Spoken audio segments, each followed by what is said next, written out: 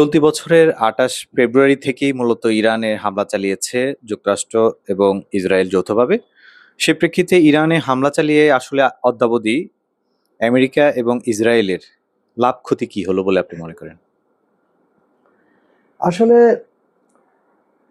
America এবং Israel তারা গত সেই 1979 সালে ইসলামী বিপ্লব সফল হওয়ার পর থেকেই এই বিপ্লবকে অঙ্কুরেই বিনষ্ট করার জন্য তারা চেষ্টা করে আসছে। তারা প্রথমে কি করছে, বিপ্লবের পরেই আইআরজিসি ভবন তেহরানে, সেটা হচ্ছে Islamic Republican party office, IRGC না, তখন ছিল ইসলামিক রিপাবলিকান পার্টি অফিস, সেই অফিস ভবনে তারা চারিদিকে গোপনে বোমা ফিট করে ওই ভবনটাই উড়িয়ে দিয়েছিল।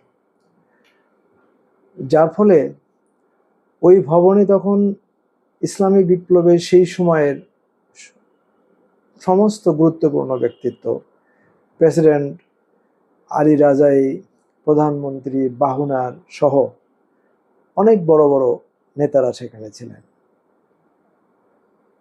সেই ভবন উড়ে দেওয়ার সাথে সাথে ৭৮ জন এরকম উচ্চপদস্থ আয়াতুল্লাহ, রাষ্ট্রের প্রেসিডেন্ট, প্রধানমন্ত্রী, হুজ্জাতুল ইসলাম, তারা শহীদ হন এবং আরো অনেকেই আহত হন। তারা মনে করেছিল যে এই যে মূল যে ইসলামী রাষ্ট্রের যে কর্ণধার, এদেরকে যদি আমরা ধ্বংস করি, মেরে ফেলি, তাহলে ইরানের এই রাষ্ট্র ভবিষ্যতে বিপদগামী হবে, ধ্বংস হয়ে যাবে। কিন্তু ইরানিরা ওইখানে শেষ হয়ে যায়নি। তারা পরবর্তী যারা ছিল তারা আবার নেতৃত্বে আসছে, এসে আবার ইরানে তারা দাঁড়িয়ে গেছে। এরপরে আমেরিকা সাদ্দাম হোসেনকে দিয়ে ইরান ইরাক যুদ্ধ শুরু করে দেয়। তখন তারা দেখলো যে এইভাবে একটা দুটা 10টা 100টা মেরে এটা শেষ করা যাবে না, তখন পুরো ইরানি জাতিকে নিশ্চিহ্ন করার জন্য তারা সাদ্দামকে দিয়ে ইরান অ্যাটাক করায়। তো ইরান যখন সাদ্দাম হোসেনকে দিয়ে যখন ইরান যুদ্ধে চালায়, যেটা আমি আর একটা ভিডিওতে বলেছি, যে বনি সাদর তাদের সাথে যোগ দিয়ে ইরানের বাহিনীকে পিছিয়ে হটতে বাধ্য করে, পরে ধরা পড়ায় সে পালিয়ে যায়। রাহবার শহীদ আলী খামেনেই তিনি প্রেসিডেন্ট হন এবং তিনি সর্বাধিনায়ক হিসেবে যুদ্ধের নেতৃত্ব দিয়ে ইরানের বাহিনীকে বিজয়ী করেন 8 বছর যুদ্ধের নেতৃত্ব দিয়ে। এরপরে সেখানেও আমেরিকা হারিয়ে যায়। তার যে উদ্দেশ্য ছিল ইরানকে দুর্বল করা, ইরানের জনগণকে ইরানে ইসলামী বিপ্লবের বিরুদ্ধে দাঁড় করানো, সেই ষড়যন্ত্র ব্যাহত হয়, মানে পুরোপুরি সেই ষড়যন্ত্র ব্যর্থ হয়। এরপরে দীর্ঘদিন আমেরিকা অবরোধ একটার পর একটা অবরোধ দিয়ে ইরানকে অর্থনৈতিকভাবে পঙ্গু করার জন্য চেষ্টা করে। ঠিক নর্থ কোরিয়াকে যেভাবে তারা অবরোধ দিয়েছিল, ইরানকেও সেই কাতারে নিয়ে আসে।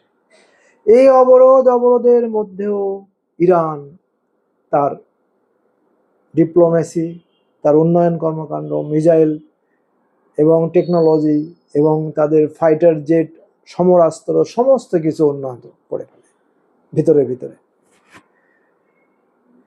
এখন আমেরিকা যে প্রথম যুদ্ধ লাগাইলো, বোমা মেরে একসাথে একটা জাতির সমস্ত নেতাদের উড়িয়ে দিল, অবরোধ দিয়ে অর্থনৈতিকভাবে ইরানকে পঙ্গু করার চেষ্টা করলো, তারপরেও যখন তারা পারলো না, তখন রেজা পাহলেভি তার ছেলেকে, যে তারা যে গত 50 বছর ধরে আশ্রয় দিয়ে রাখছে, তাকে নামিয়ে দিয়ে ইরানের ভিতরে একটা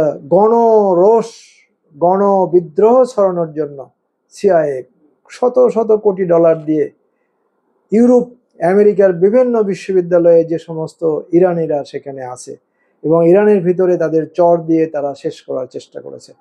সেইটা করে তারা যখন মনে করেছিল আমেরিকা, ইসরায়েল, যে এখন সারা ইরানে একটা বিদ্রোহী প্ল্যাটফর্ম গড়ে উঠছে, জনগণ ইরানের সরকারের বিরুদ্ধে গিয়েছে, এখন যদি আমরা একটা বড় ধরনের হামলা করি এবং সেই হামলায় যদি রাহবারকে আমরা হত্যা করি এবং কিছু জেনারেলকে যদি আমরা মারি, তখন ইরানের জনগণ রাস্তায় নেমে এসে বিপ্লবের বিরুদ্ধে দাঁড়িয়ে যাবে। এই যে একটা হিসাব ছিল আমেরিকা, যেটা লাভ করার জন্য যে বিনিয়োগ করেছিল সেইটা সম্পূর্ণভাবে ভেস্তে গেছে। বরং আমেরিকার যে লাভ, সেই লাভ তো হয়নি, বরং আমেরিকার এই আক্রমণের ফলে, রাহাবারকে শহীদ করার ফলে, ইরানে আক্রমণের ফলে ইরানে জাতির মধ্যে যে সমস্ত কুচক্রী, সিআইএর এজেন্ট, মোসাদের এজেন্ট ইরানের রাষ্ট্রের বিরুদ্ধে, ইসলামী রিপাবলিকের বিরুদ্ধে সোচ্চার হয়েছিল, তারা সমূলে এখন হারিয়ে গেছে। তাদের আর অস্তিত্ব নেই। বরং ইরান এখন এই ইসলামী রিপাবলিকের, ইসলামী প্রজাতন্ত্রের যে সফল কূটনীতি এবং রণকৌশল, তাদের যে যুদ্ধ কৌশল, সমর নীতি, আজকে বিশ্বে ইরানকে একটা পরাশক্তি হিসেবে প্রতিষ্ঠা করেছে, যেটা ইরানি জাতির জন্য একটা গর্বের বিষয়। এবং এই গর্ব আজকে ইরানে আগামী 100 বছরের জন্য আমেরিকা বা ইসরায়েলের অনুপ্রবেশের রাস্তা বন্ধ করে দিয়েছে। এই দিক থেকে আমি বলবো, ইরানের বিপ্লব, ইরানের জাতি আবার নতুন করে তারা একটা বিপ্লবের চেতনা, যেটা 1979 সালে যেটা ছিল, এই বিপ্লবের, এই যুদ্ধের ফলে ইরানের জাতি আবার সেই চেতনা, ইরানের একবারে শিশু, আজকে যারা শিশু, এই শিশুরা আগামী 100 বছর ইরানের জাতিকে নেতৃত্ব দেবে এবং ইরান বিপদগামী হবে না, আমার বিশ্বাস।